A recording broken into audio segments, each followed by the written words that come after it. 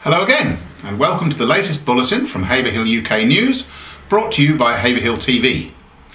In the news for today, Friday, November the 16th, the County Councillor in charge of transport has shut the door on pedestrianisation of Haverhill High Street. The Burton Centre, which contains Haverhill Library, is to become a community hub for St Nicholas Hospice. And Gurteens have announced plans to reuse their factory site for an office hub, or possibly even a nightclub.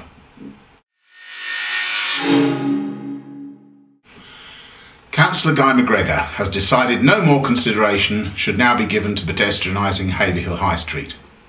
Councillor McGregor, an accountant from the I area of Suffolk, is the County Council's portfolio holder for transport and came to Haverhill to see the situation for himself recently.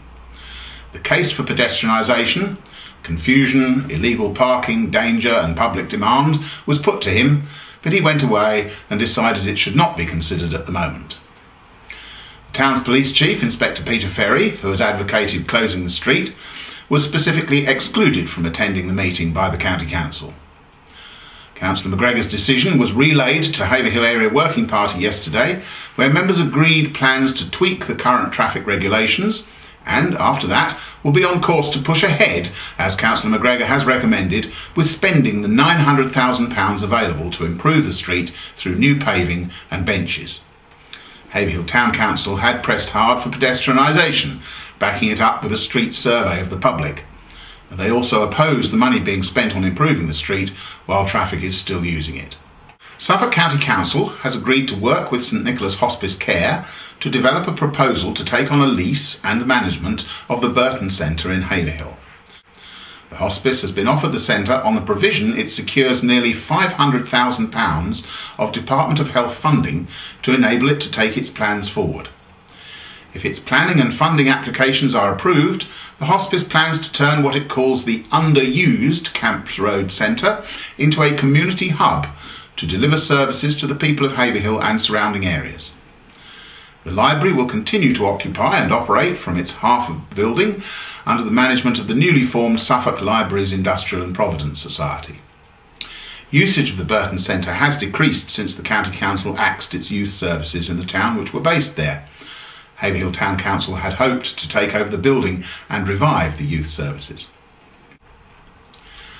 Haverhill is to be festooned with flags again next summer, as the Town Council has agreed to press ahead with an £11,500 flag festival. Flags will be designed for each season to be flown from the new flagpole on top of the church. In the summer, all 4 seasons' flags will be used to deck out the streets, similar to the way flags were used for the Jubilee and Olympics this summer, which has proved one of the Town Council's most popular initiatives ever. And finally, Gurteens have announced they will be looking to redevelop their High Street factory site as an office hub, including their own offices. They want to knock down the large sewing factory behind the main French Gothic building so that can be restored and brought into full use again. The smaller North Light factory behind the other offices on the west side of the entrance is an original building which would be retained, so a new use could be found for it in future years when the market improves. Maybe even as a nightclub. The ideas were explained to Haverhill Area Working Party meeting yesterday by Bidwells on behalf of Gurteens, and are dependent on getting English Heritage to agree to changing the blanket listing on the site, which currently prevents any demolition regardless of the historical value of the individual buildings. But Bidwells made it clear that Gurteens would need to retain both front and rear accesses to the site. Planning applications could come forward in the spring. That's all for today, but keep in touch by going to www.haverhilluk.co.uk or following us on Twitter. And don't forget my weekly video blog tomorrow. Meanwhile, here's the weekend weather.